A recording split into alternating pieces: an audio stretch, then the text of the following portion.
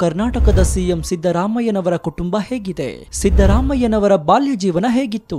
ಸಿದ್ದರಾಮಯ್ಯನವರು ನಿಜವಾಗಲೂ ದನ ಕುರಿಗಳನ್ನ ಮೇಯಿಸ್ತಾ ಇದ್ರ? ಅವರು ವಿದ್ಯಾಭ್ಯಾಸ ಮಾಡಬೇಕಾದ್ರೆ ಎಷ್ಟೆಲ್ಲ ಕಷ್ಟಗಳು ಎದುರಾದ್ವು? ಲಾಯರ್ ಆಗಿದ್ದವರು ಯಾಕೆ ರಾಜಕಾರಣಕ್ಕೆ ಬಂದ್ರು? ಅವರು ಜೀವನದಲ್ಲಿ ಅನುಭವಿಸಿದ ಕಷ್ಟಗಳೆಷ್ಟು, ನೋವುಗಳೆಷ್ಟು? ಸಿದ್ದರಾಮಯ್ಯ ಅನ್ನೋ ಹೆಸರು ಈಗ ದೊಡ್ಡ ಹೆಮ್ಮರವಾಗಿ ಬೆಳೆದು ನಿಂತಿದೆ. ಕರ್ನಾಟಕದ ಸಿಎಂ ಆಗಿ ಇವರು ಮಾಡಿರುವ ಕೆಲಸ ಅಷ್ಟಿಷ್ಟಲ್ಲ. ಸದಾಕಾಲ ನಾಡ ಜನರ ಒಳಿತಿಗಾಗಿ ಹಾಗೂ ಅವರ ಶ್ರೇಯಸ್ಸಿಗಾಗಿ ದುಡಿಯುತ್ತಿರುವ ಜನನಾಯಕ ಅಂದ್ರೆ ಅವರು ಬೇರ್ಯಾರೂ ಅಲ್ಲ, ಸನ್ಮಾನ್ಯ ಸಿಎಂ ಸಿದ್ದರಾಮಯ್ಯನವರು. ಸಿದ್ದರಾಮಯ್ಯ ಬಡವರ ಬಂಧು. ಕರುನಾಡಿನ ಜನರ ಮಿಡಿತಕ್ಕೆ ಮಿಡಿದ ಸಿದ್ದರಾಮಯ್ಯನವರು ಬಡವರಿಗೋಸ್ಕರವೇ ಭಾಗ್ಯಗಳ ಸುರಿಮಳೆಯನ್ನೇ ಹರಿಸಿದ್ರು ಅಂದ್ರೆ ತಪ್ಪಾಗ್ಲಿಕ್ಕಿಲ್ಲ. ಯಾಕಂದ್ರೆ ಅವರ ಕ್ಷೀರ ಭಾಗ್ಯದಿಂದ ಬಡ ಮಕ್ಕಳು ಪೌಷ್ಟಿಕಾಂಶವನ್ನ ಪಡಿತಾ ಇದ್ದಾರೆ. ಅನ್ನ ಭಾಗ್ಯದಿಂದ ಹಸಿದವರ ಹೊಟ್ಟೆಯನ್ನ ತುಂಬಿಸುತ್ತಿದ್ದಾರೆ ಅನ್ನರಾಮಯ್ಯ. ಅಷ್ಟೇ ಅಲ್ಲದೆ ಮನೆಯ ಯಜಮಾನಿಗೆ ತಿಂಗಳಿಗೆ 2,000 ರೂಪಾಯಿ, ಮಹಿಳೆಯರಿಗೆ ಉಚಿತ ಬಸ್ ಪ್ರಯಾಣ, ಮನೆ ಮನೆಗೆ ಉಚಿತ ವಿದ್ಯುತ್, ಹೀಗೆ ಜನರಿಗಾಗಿಯೇ ಹಲವಾರು ಯೋಜನೆಗಳನ್ನ ಜಾರಿಗೆ ತಂದ ಏಕೈಕ ಸಿಎಂ ಅಂದ್ರೆ ಅವರು ಸಿದ್ದರಾಮಯ್ಯನವರು. ಕಳೆದ ಬಾರಿ 5 ವರ್ಷಗಳ ಕಾಲ ಅಧಿಕಾರ ಪೂರೈಸಿದ ಸಿದ್ದರಾಮಯ್ಯ ಈಗ ಮತ್ತೆ ರಾಜ್ಯದ ಮುಖ್ಯಮಂತ್ರಿಯಾಗಿ ರಾಜ್ಯದ ಜನರಿಗೆ ಸೇವೆ ಸಲ್ಲಿಸ್ತಾ ಇದ್ದಾರೆ. ಕಳೆದ ಬಾರಿಯೇ 40 ವರ್ಷದ ನಂತರ 5 ವರ್ಷಗಳ ಕಾಲ ಸಿಎಂ ಆಗಿ ಪೂರೈಸಿದ ಕರ್ನಾಟಕದ ಚಾಣಾಕ್ಷ ರಾಜಕಾರಣಿ ಅಂದ್ರೆ ಅದು ಸಿದ್ದರಾಮಯ್ಯ. ಸದನದಲ್ಲಿ ಇವರು ಗುಡುಗಿದ್ರೆ ಪ್ರತಿಪಕ್ಷಗಳ ಉಸಿರು ನಿಂತೋಗುತ್ತೆ. ಇಷ್ಟೆಲ್ಲ ವರ್ಚಸ್ಸು ಇರೋ ಕರ್ನಾಟಕದ ಸಿಎಂ ಸಿದ್ದರಾಮಯ್ಯನವರ ಕುಟುಂಬ ಹೇಗಿದೆ? ಸಿದ್ದರಾಮಯ್ಯನವರ ರಾಜಕೀಯ ಹಾದಿ ಹೇಗಿತ್ತು ಅನ್ನೋದರ ಎಲ್ಲ ಇಂಚಿಂಚು ಮಾಹಿತಿಯನ್ನ ಇವತ್ತಿನ ಈ ವಿಡಿಯೋದಲ್ಲಿ ನೋಡೋಣ. ದಯವಿಟ್ಟು ಯಾರು ವಿಡಿಯೋವನ್ನ ಸ್ಕಿಪ್ ಮಾಡಬೇಡಿ, ಪೂರ್ತಿಯಾಗಿ ನೋಡಿ. ಈ ಮಾಹಿತಿಗಳನ್ನೆಲ್ಲ ತುಂಬಾ ಕಷ್ಟಪಟ್ಟು ನಿಮಗೆ ತಿಳಿಸೋದಕ್ಕೆ ಒಂದು ಪ್ರಯತ್ನವನ್ನ ಮಾಡಿದ್ದೀನಿ. ನನ್ನ ಈ ಶ್ರಮಕ್ಕೆ ನಿಮ್ಮಿಂದ ಬಯಸೋದು ಕೇವಲ ಒಂದೇ ಒಂದು ಮೆಚ್ಚುಗೆ, ಅಂದ್ರೆ ಲೈಕ್ ಮಾತ್ರ. ಕೊಟ್ರ ಲೈಕು. ಜೊತೆಗೆ ಸಿದ್ದರಾಮಯ್ಯನವರ ಬಗ್ಗೆ ನಿಮ್ಮ ಅನಿಸಿಕೆ ಏನು ಹಾಗೂ ಸಿದ್ದರಾಮಯ್ಯನವರ ಯಾವ ಭಾಗ್ಯ ನಿಮಗೆ ಇಷ್ಟವಾಯಿತು ಅಂತ ಕಮೆಂಟ್ ಮಾಡಿ. ಸೊ ಇನ್ಯಾಕ್ ತಡ, ಬನ್ನಿ ಸುದ್ದಿ ಜಾಲದೊಳಗೆ ಹೋಗೋಣ. ಸಿದ್ದರಾಮಯ್ಯನವರು 1948ರ ಆಗಸ್ಟ್ 12ರಂದು ಮೈಸೂರಿನ ವರುಣ ಹೋಬಳಿಯ ಸಿದ್ದರಾಮನ ಹುಂಡಿಯಲ್ಲಿ ಜನಿಸಿದ್ರು. ತಂದೆ ಸಿದ್ದರಾಮೇಗೌಡರು, ತಾಯಿ ಬೋರಮ್ಮ. ಸಾಮಾನ್ಯ ಬಡ ರೈತ ಕುಟುಂಬದಲ್ಲಿ ಜನಿಸಿದ ಸಿದ್ದರಾಮಯ್ಯನವರು ತಮ್ಮ ಕುಟುಂಬದಲ್ಲಿದ್ದಂತಹ ಕಡುಬಡತನ ಕಷ್ಟಗಳಿಂದ ತಮ್ಮ ಆರಂಭಿಕ ವಿದ್ಯಾಭ್ಯಾಸವನ್ನೇ ಮಾಡದೆ ದನ ಕುರಿಗಳನ್ನ ಮೇಯಿಸುವ ಸ್ಥಿತಿ ಬರುತ್ತೆ. ಈ ಕಾರಣದಿಂದಾಗಿ ತಮ್ಮ 10ನೇ ವಯಸ್ಸಿನವರೆಗೂ ಶಾಲೆಯ ಕಡೆ ಹೋಗಲೇ ಇಲ್ಲ. ಆದ್ರೆ ಸಿದ್ದರಾಮಯ್ಯನವರಲ್ಲಿ ಇರುವಂತಹ ಪ್ರತಿಭೆಯನ್ನ ಕಂಡ ರಾಜಪ್ಪ ಎಂಬ ಶಿಕ್ಷಕರು ಸರ್ಕಾರದಿಂದ ಅನುಮತಿಯನ್ನ ಪಡೆದು ನೇರವಾಗಿ 5ನೇ ತರಗತಿಗೆ ಪ್ರವೇಶ ಮಾಡಿಸ್ತಾರೆ. ಹೀಗೆ ತಮ್ಮ ಆರಂಭಿಕ ವಿದ್ಯಾಭ್ಯಾಸವನ್ನೆಲ್ಲ ಹುಟ್ಟೂರಿನಲ್ಲಿ ಮುಗಿಸಿ ಪಿಯುಸಿಗೆ ಮೈಸೂರಿಗೆ ತೆರಳಿ ಯುವರಾಜ ಕಾಲೇಜಿನಲ್ಲಿ ಬಿಎಸ್ಸಿ ಪದವಿಯನ್ನ ಪಡೀತಾರೆ. ಆಗಿನ ಕಾಲದಲ್ಲಿ ಒಬ್ಬ ಹಳ್ಳಿ ಹುಡುಗ 10ನೇ ತರಗತಿ ಪಾಸ್ ಮಾಡಿದ್ರೆ ಅದು ದೊಡ್ಡ ಸಾಧನೆಯಾಗಿತ್ತು. ಆದ್ರೆ ಸಿದ್ದರಾಮಯ್ಯನವರ ತಂದೆಗೆ ಸಿದ್ದರಾಮಯ್ಯನವರನ್ನ ಡಾಕ್ಟರ್ ಮಾಡಿಸ್ಬೇಕು ಅಂತ ಆಸೆ ಇತ್ತು. ಆದ್ರೆ ಸಿದ್ದರಾಮಯ್ಯನವರ ಒಲವು ಕಾನೂನು ಪದವಿಯನ್ನ ಪಡಿಬೇಕು ಅನ್ನೋದಾಗಿತ್ತು. ಅದೇ ಆಸೆಯಿಂದ ಮೈಸೂರಿನ ಶಾರದಾ ವಿಲಾಸ ವಿದ್ಯಾಸಂಸ್ಥೆಯಲ್ಲಿ ಕಾನೂನು ಪದವಿಯನ್ನ ಪಡೆದು ಅದೇ ಕಾಲೇಜಿನಲ್ಲಿ ಅತಿಥಿ ಉಪನ್ಯಾಸಕರಾಗಿ ಸೇವೆ ಸಲ್ಲಿಸುತ್ತಾರೆ. ಹೀಗೆ ತಮ್ಮ ವಕೀಲ ವೃತ್ತಿಯನ್ನು ಮುಂದುವರಿಸುತ್ತಾ ಅದರ ಜೊತೆಗೆ ಜನರ ಸಮಸ್ಯೆಗಳು, ಶೋಷಿತರ ಬಗ್ಗೆಯೂ ಚಿಂತಿಸ್ತಾ ಇದ್ರು. ನ್ಯಾಯವಾದಿಯಾಗಿ ಶೋಷಿತರ ಪರ ಅವರ ಮನ ಮಿಡಿತಾ ಇತ್ತು. ಇದರಿಂದ ಅವರು ತಮ್ಮ ವಕೀಲ ವೃತ್ತಿಯನ್ನ ಬಿಟ್ಟು 1978ರಲ್ಲಿ ರಾಜಕಾರಣ ಪ್ರವೇಶ ಮಾಡಿ ತಾಲೂಕು ಅಭಿವೃದ್ಧಿ ಮಂಡಳಿಯ ಸದಸ್ಯರಾದ್ರು.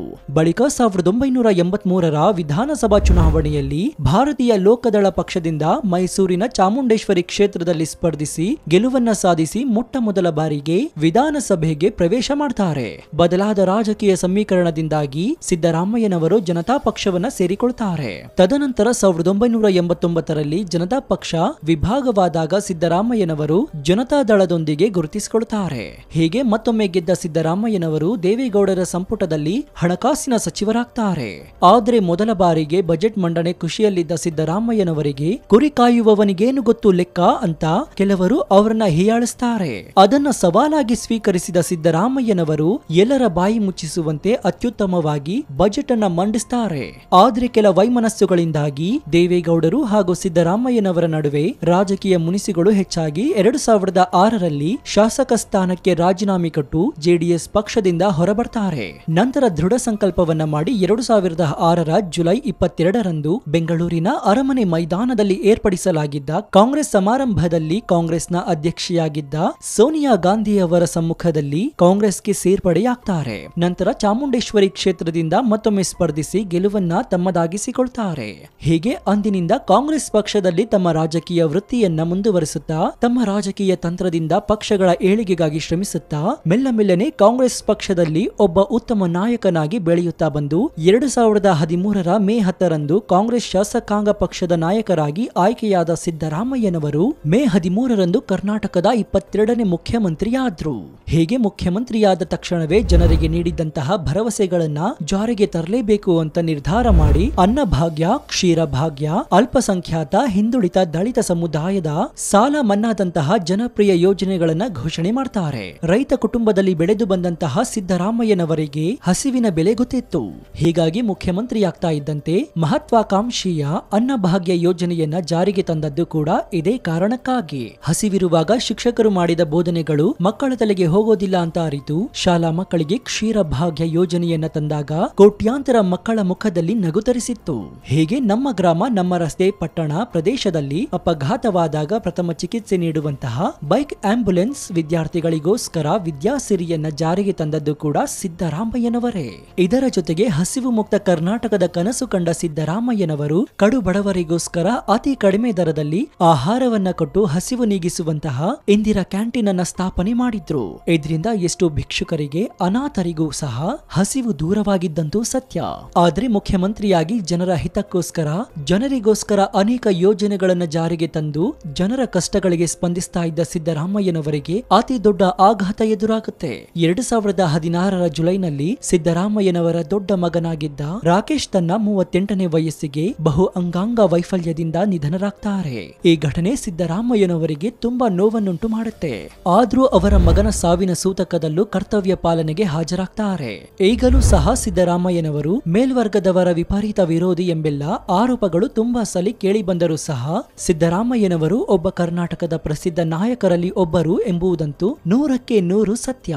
ಅಪಾರ ವಿಷಯ ಜ್ಞಾನ, ಅತೀವ ನೆನಪಿನ ಶಕ್ತಿ ಅವರ ವಿಶೇಷ ಗುಣಗಳಲ್ಲೊಂದು. ವಿದ್ಯಾರ್ಥಿಯಾಗಿದ್ದಾಗಲಿಂದಲೇ ವೀರಗಾಸೆ, ಡೊಳ್ಳು ಕುಣಿತ ಕಲೆಗಳನ್ನ ಮೈಗೂಡಿಸಿಕೊಂಡಿದ್ದ ಸಿದ್ದರಾಮಯ್ಯನವರು ರಾಜಕಾರಣಿಯಾದ ನಂತರವೂ ಸಹ ಹುಟ್ಟೂರಿನ ಉತ್ಸವ ಜಾತ್ರೆಯ ವೇಳೆಯಲ್ಲಿ ಗ್ರಾಮಸ್ಥರ ಜೊತೆ ಕುಣಿದಾಡಿದ್ದು ಕೂಡ ಇದೆ.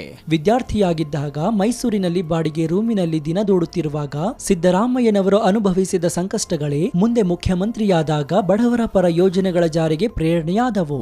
ನನಗೆ ಬಡವರ ಕಷ್ಟ ಗೊತ್ತು, ಹೀಗಾಗಿಯೇ ಅನ್ನಭಾಗ್ಯ, ಕ್ಷೀರಭಾಗ್ಯ, ವಿದ್ಯಾ ಸಿರಿಯಂತಹ ಯೋಜನೆಗಳನ್ನ ಪಟ್ಟು ಹಿಡಿದು ಜಾರಿ ಮಾಡಿದ್ದು ಅಂತ ಸ್ವತಃ ಅವರೇ ಎಷ್ಟೋ ಕಡೆಗಳಲ್ಲಿ ಹೇಳ್ಕೊಂಡಿದ್ದಾರೆ. ಇನ್ನು ಸಿದ್ದರಾಮಯ್ಯನವರು ಮತ್ತೆ ರಾಜ್ಯದ ಮುಖ್ಯಮಂತ್ರಿಯಾಗಿದ್ದಾರೆ.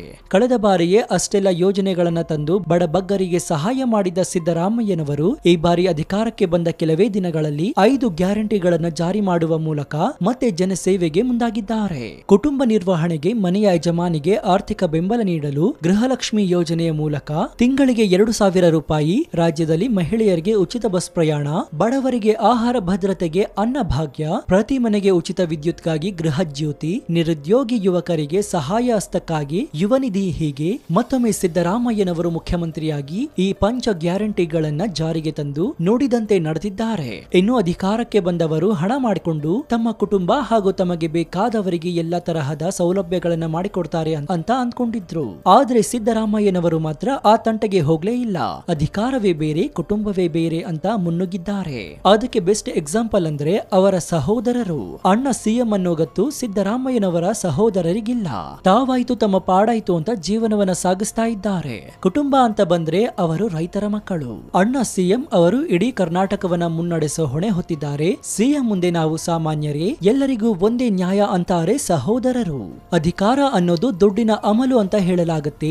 ಯಾಕಂದ್ರೆ ಕೆಲವು ಅಧಿಕಾರಿಗಳು ಅಧಿಕಾರಕ್ಕೆ ಬಂದದೇ ತಡ ತಮ್ಮ ಕುಟುಂಬದವರು ಮೊದಲು ಬೆಳಿಬೇಕು, ದುಡ್ಡು ಮಾಡಬೇಕು ಅಂತ ಯೋಚಿಸ್ತಾರೆ. ಆದ್ರೆ ನಮ್ಮ ರಾಜ್ಯದ ಸಿಎಂ ಸಿದ್ದರಾಮಯ್ಯನವರು 5 ವರ್ಷಗಳ ಕಾಲ ಅಧಿಕಾರದಲ್ಲಿದ್ರು, ಈಗ ಪ್ರಸ್ತುತ ಮುಖ್ಯಮಂತ್ರಿಯಾಗಿದ್ರು ಸಹ ಅವರ ಕುಟುಂಬ ಸದಸ್ಯರಿಗೆ ಮಾತ್ರ ಏನಂದ್ರೆ ಏನು ಕೂಡ ಮಾಡ್ಕೊಟ್ಟಿಲ್ಲ.